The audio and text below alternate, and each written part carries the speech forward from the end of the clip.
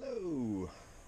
It is February 7th, Tuesday, and the 7th day on the trail. Although I'm not actually on the trail right now, I am still at Hiker's Hostel. It's pretty great. It is supposed to thunderstorm this evening, so, and you know, which it's cloudy. What do I know, right? Um, so instead of going up on the mountains and being in a thunderstorm, we decided to stay an extra day here at the Hiker Hostel, which is really awesome. So, plans. We're going to, over the next 4.5 days, make it through the next section of the trail, doing 11.5 or 8 mile days, moving from one shelter to the next to get to Dix Creek Gap so that we can get into Hiawassee for another resupply. So we're looking at 4 days worth of food, 4 nights at a shelter. Me and Trey, another guy that's hiking at the same pace, or recommending the pace that I should hike at, which is good. I'm not hurting, I'm not sore, I'm not broken. So evidently I'm doing something right. Um, Also, I am going to Mr. Greg, who is leaving us today. He's hiked with us for the last week and stayed with us here at the Hiker Hostel for the last 2 days. He's leaving today. He's going back to his life, going back to get a job. Um, he wanted to stay out longer, and it's just he loves his family, so you can't fault the man. But he's going to be leaving out of here in a minute. Once he gets picked up, I'm going to take all my gear and spread it out, show you all what I actually carried with me the first week of the trail, and I'm going to show you what I didn't use. So what I'm planning this evening is to have Josh, one of the owners of this Hiker Hostel, do a gear shakedown on my pack, because it's coming in at 40 pounds with food and water. So I will most likely send some of the little things and little trinkets and knickknacks and devices that, I don't know. I mean, they have a purpose, but I haven't found one yet in the first week. And what we're going to do is bundle it all up and mail it up to Hiawassee. And if I, don't need it this second week, well, I won't have it with me to use it. But if I won't have it, I probably won't find a need for it.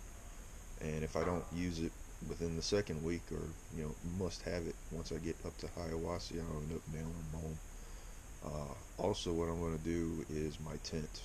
I'm going to bounce that up to Hiawassee, since we're looking at just 4 nights of sleeping at a shelter. Worst case scenario, the shelters are full. Trey has a 2-person tent, one of the Z-Pack ultralight thingamaboppers, and I can get in there, fit in. So,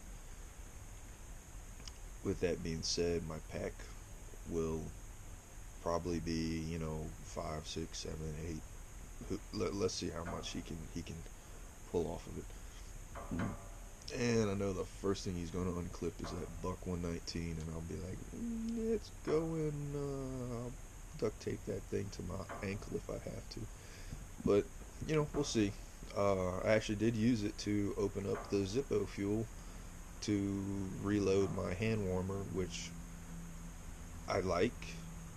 It's nice, but by the time your hands are that cold that you want a hand warmer, it's really hard to fill it, operate it, get it functioning, light it, get it all zipped up, and the whole time you're fighting with it, you're just telling yourself, why aren't my hands just in my pocket still? They'd be just as warm there. So that is one item that will be getting sent back home. Of course, the Zippo fuel is just going to have to stay in a hiker box somewhere. But and I mean, there's some other things that I brought with me that,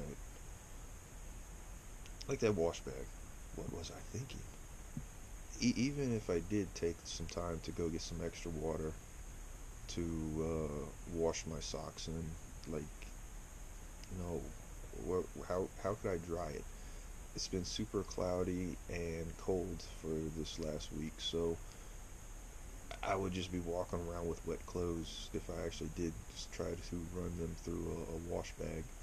So that might be great during the summertime, but I'm fine. I'm really not that stinky. I mean, I'm barely sweating with it being this cold, and if we space our towns out once a week, town visits once a week, I can run some laundry at a laundromat or a hostel or a hotel. So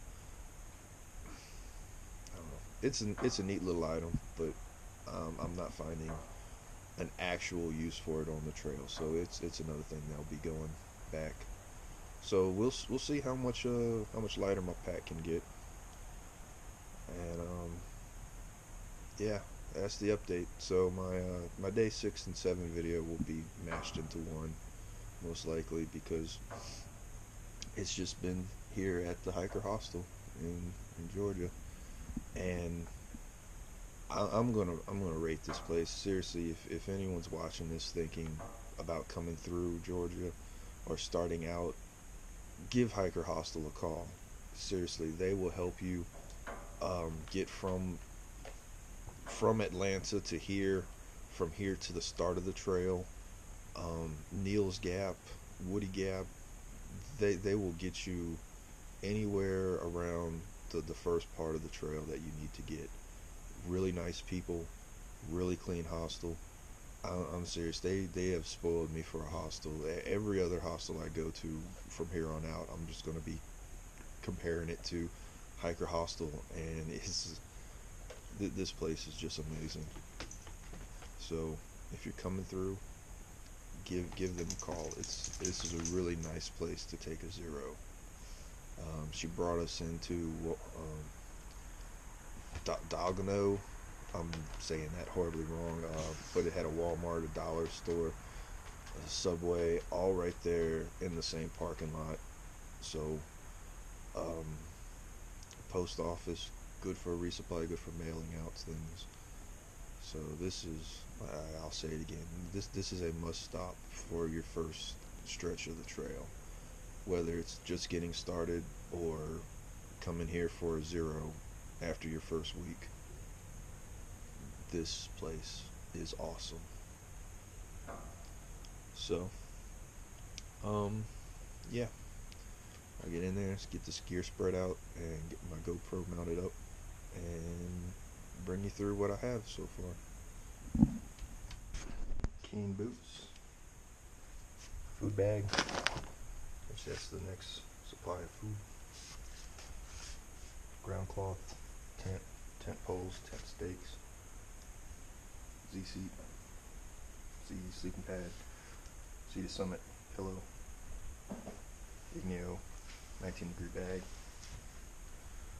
my warm socks, my 2 pair of Darn Toughs, sock liners, bandana for the pack strap, beanie, been using that a lot, pairs of undies, belt I just picked up, trail shirt, trail pants, this hat, which I started using, but it's not been sunny enough for me to be concerned about a sunburn yet. The neck warmer, trekking poles, some glow-in-the-dark duct tape, and my repair needle, duct taped to the length of that one, the stove, the pot, the bowl, the fuel, all right there. My electronics bag, the Anchor 21,000 milliamp. Yes, it is a big battery, but I want to make sure I keep all my electronics charged, my phone and my camera, in this bag. Aspirin, Tylenol, ibuprofen, all in there. My pack towel / get everything dry, TP. My random bag. It's got extra lighter, floss, diary tablets, vitamins,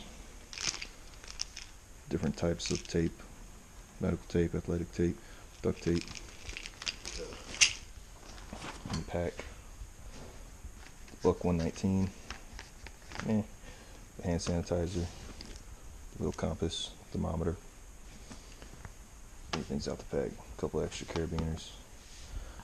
Water system, a liter Nalgene bottle. A Target Cadidin sticker on there that my friend made for me.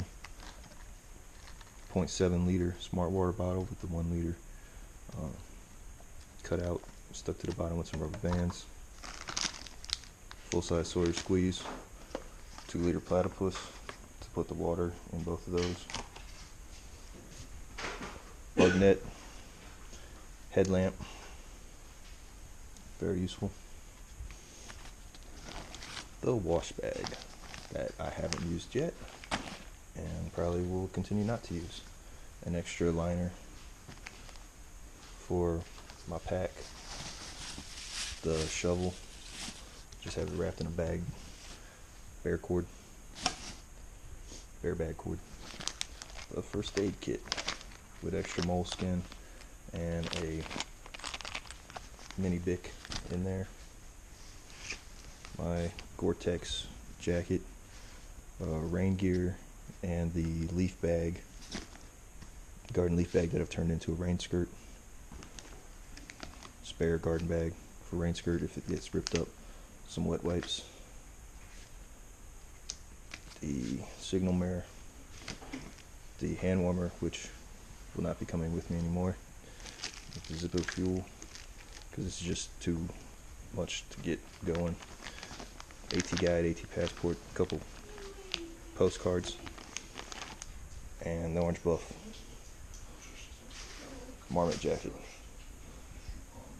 Pause. My Lion pause. Looked at huge.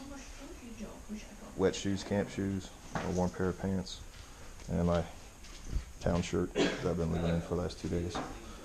And the cell phone, iPhone 6, no lizard, extreme case. The GoPro Hero Session mounted to my hand right now. That's what I've had the first week.